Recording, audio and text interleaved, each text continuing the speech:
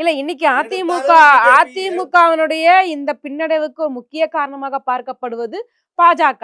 So இவங்க பிஜேபியில இல்லாம பாஜக கூட கூட்டணி வச்சதுனாலதான் மக்கள் பெருமளவுல அப்ப புறக்கணிச்சுட்டாங்க. 2024 நாடாளுமன்ற தேர்தலில் பாஜக தனியாக இருந்தது, அதிமுக கூட்டணி இல்லாம தான் இருந்தது. அப்ப தேனாரும் பாலாரும் இவங்கள 39 எம்பியும் ஜெயிச்சுட்டாங்களா? ஒண்ணுமே இல்லையே வந்து சொல்லுங்க. அப்ப அதிமுக மதவாத கட்சி நீங்க சொல்றீங்க, நாங்க கூட்டணி போக மாட்டேன்னு சொல்றீங்க. இந்த திட்டங்கள் எல்லாம் திமுக கொடுத்த அசைன்மெண்ட். அதிமுக தனியாக நிற்க வேண்டும் நாடாளுமன்றத்தில் திமுக எம்பிக்கள் வெற்றி பெற வேண்டும் என்ற நிலைப்பாடும், 2026 சட்டமன்ற தேர்தலில் உதயநிதிக்கு மகுடம் சூட்ட வேண்டும் என்ற நிலைப்பாடும் திமுக கொடுத்த அசைன்மெண்ட். ஆகவே அந்த கம்பெனியுடைய விவகாரத்தில் அவங்களுக்குள்ளே பிரச்சனை. இப்போ வேலுமணியை எடுத்து நீங்க 25 எம்எல்ஏ கொண்டு நீங்க தாவேக்கலா போற சொல்லுக்கு பிஜேபி வேலை இல்லையா சொல்லுங்க. அவங்க தாவேக்கலா என்ன போட்டா பிஜேபி தானே வரணும். எதுக்கு தாவேக்கலா போறாங்கன்னா எல்லாருக்கும் பதவி இருக்கின்ற போது ஒரு நிலைப்பாடு, பதவி இல்லாத போற ஒரு நிலைப்பாடு, பதவி இல்லாத நேரத்தில் இவங்க பண்ணக்கூடிய தொழிலுக்கும் கொள்ளையடிச்சு வச்சுக்க பணத்துக்கும் பிசினஸுக்கும் ஆளுங்கட்சியில இருந்தால் தான் பயணிக்க முடியும்.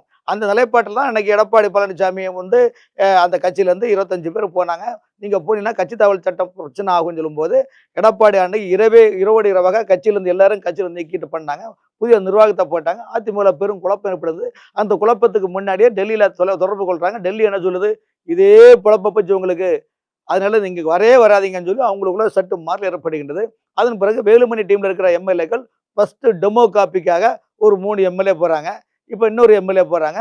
இன்னொரு 25 எம்எல்ஏ போதான் போறாங்க. அப்படி பார்க்கும்போது தமிழ்நாட்டில் ஒரு 30 சட்டமன்ற தொகுதிக்கு இடைத்தேர்தல் வரக்கூடிய நிலைப்பாடு உள்ளது. மீண்டும் ஒரு இடைத்தேர்தல் சந்திக்க தமிழகம் தயாராகி அதுக்கு என்ன பண்ண முடியுங்க சொல்லுங்க? வந்து அதுக்கு என்ன பண்ண முடியும் சொல்லுங்க? இடைத்தேர்தலை வந்து தவிர்க்க கொள்ளாதது.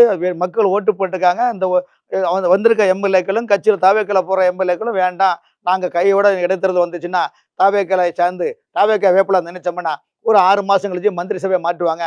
அப்ப ஏதாவது மந்திரி கிடைக்கும், இல்லாட்டா வாரியம் கிடைக்காத ஒரு அல்ப ஆசை தானே காரணம். வந்து அதிமுக இப்படி இருக்கும் நீங்க நினைச்சீங்களா? எப்படி இருந்த கட்சி இன்னைக்கு என்ன நிலைமை ஆகி போச்சு?